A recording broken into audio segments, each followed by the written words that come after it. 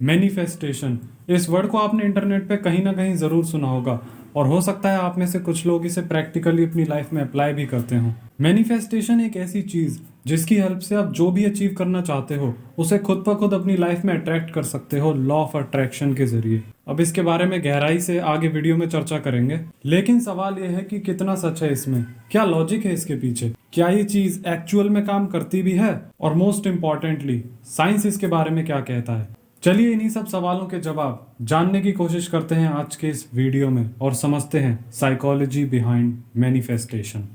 Manifestation एक ऐसा process है जिसमें आप पहले किसी चीज़ को इमेजिन करते हो, विजुअलाइजेशन करते हो और फिर उसे अपनी तरफ अट्रैक्ट करते हो। अब वो कुछ भी हो सकता है, कोई इंसान जो आपसे बहुत प्यार करता हो, एक सक्सेसफुल बिजनेस ओन करना, वेट लूज करना या फिर अट्रैक्टिव दिखना। अब मैं आपसे ये नहीं कहूंगा कि आपको मैनिफेस्टेशन शुरू कर देना चाहिए, क्योंकि यकीन मानिए आप इसे ऑलरेडी करने लग रहे हैं। मैं बस ये बताना चाहता हूँ कि आप अपने मैनिफेस्टेशन के तरीके में सुधार करके अपनी जिंदगी में कुछ बड़े बदलाव ला सकते हैं। अगर आपने पहले कभी मैनिफेस्टेशन के बारे में नहीं सुना तो मैं आपको बता दूं कि ये सच में काम करता है। ये बात मैं नहीं कह रहा, कई सारी बेस्ट सेलिंग बुक्स हैं ऑल अराउंड द वर्ल्ड जिनमें ये लिखा हुआ है, और इंटरनेट पे काफी सारी वीडियोस, ब्लॉग्स और आर्टिकल्स भरे हुए हैं इसके बारे में। और बहुत से लोग ये क्लेम करते हैं कि मैनिफेस्टेशन उनके लिए काम करता है। हालांकि ये सब चीजें कोई साइंटिफिक एविडेंस नहीं हो सकती मैनिफेस्टेशन के प्रूफ के लिए। अगर आप मैनिफेस्टेशन के बारे में पहले से जानते हैं तो शायद आपको ये भी पता हो कि इसे लॉ ऑफ अट्रैक्शन से एक्सप्लेन किया जाता है, यूनिवर्सल लॉज और एनर्जीज जैसे वर्ड्स का यूज करके।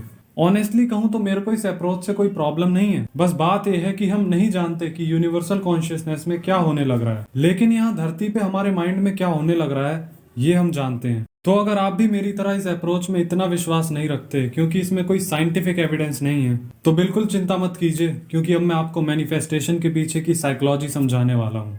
मुझे पहली बार मैनिफेस्टेशन के बारे में मेरे दोस्तों से पता चला और मुझे ये चीज़ किसी कॉलेज रिचुअल की तरह लगी थी। हम लोग सबसे पहले लाइट्स ऑफ कर दिया करते थे और फिर एक सर्कल में बैठ के म्यूजिक ऑन करके एक ही शब्द को 100 बार लिखा करते थे। हाँ पता है मुझे, बेवकूफ़ी थी ये। मैं सोचा करता था कि हमें रिस्क लेके और अपना फोन उठा के उस इंसान को मैसेज कर देना चाहिए जिससे हम बात करना चाहते हैं, पर नहीं, हम एक सर्कल में बैठ के म्यूजिक ऑन करके एक ही वर्ड को बार बार रिपीट करेंगे। तो ऑब्वियसली ये चीज मैनिफेस्टेशन तो बिल्कुल नहीं थी, और इसी रीजन से मैं ये वीडियो बनाने लग रहा हूँ। तो चलो इस स्टीरियोटाइप को तोड़ के मैनिफेस्टेशन के लिए एक साइंटिफिक बेस बनाते हैं। कुछ महीने पहले जब मैंने इन्वेस्टिगेशन करनी शुरू की इस थ्योरी को कंफर्म करने के लिए कि मैनिफेस्टेशन एक साइकोलॉजिकल प्रोसेस है, तो सबसे पहले मैंने अपने साइकोलॉजी प्रोफेसर्स को विजिट किया और उन्होंने मुझे एग्जैक्टली वही बताया जो कि मैं सुनना चाहता था। बेसिकली उन्होंने यही कहा कि अपने गोल के बारे में सोचने से और विजुलाइज करने से हम एक एक्शन प्रोड्यूस करते हैं जो कि बाद में हमें लीड करता है उस गोल की अचीवमेंट में।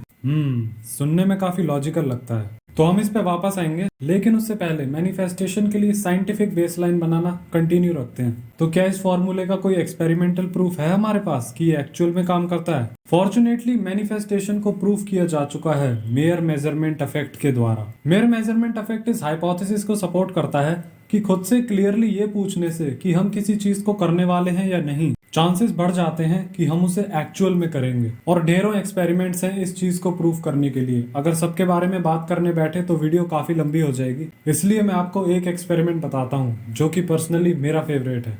इस स्टडी में कुछ ओवरवेट लोगों को लिया गया और उन्हें एक फॉर्म दिया गया जिसमें उनसे रैंडम क्वेश्चंस पूछे जाते हैं, जैसे इनका पसंदीदा खाना, और एक दूसरा ग्रुप लिया जाता है जिसमें लोगों से उनकी फिजिकल एक्टिविटी के बारे में पूछा जाता है। और रिजल्ट्स जानकर आप हैरान हो जाएंगे, जिन लोगों ने ज्यादा फिजिकल एक्टिविटी की वो वही लोग थे जिनसे उनकी फिजिकल एक्टिविटी के बारे में पूछा गया था। मतलब कि किसी चीज के बारे में सिर्फ क्वेश्चन करने भर से आप उस चीज को करने के लिए अपने माइंड पे एक पॉजिटिव इम्पैक्ट डालते हैं। Amazing, right? तो अब इमेजिन करो कि आप भी सेम चीज करते हो। अगर आप भी खुद से किसी चीज के बारे में क्वेश्चंस पूछते हो, विजुलाइज करते हो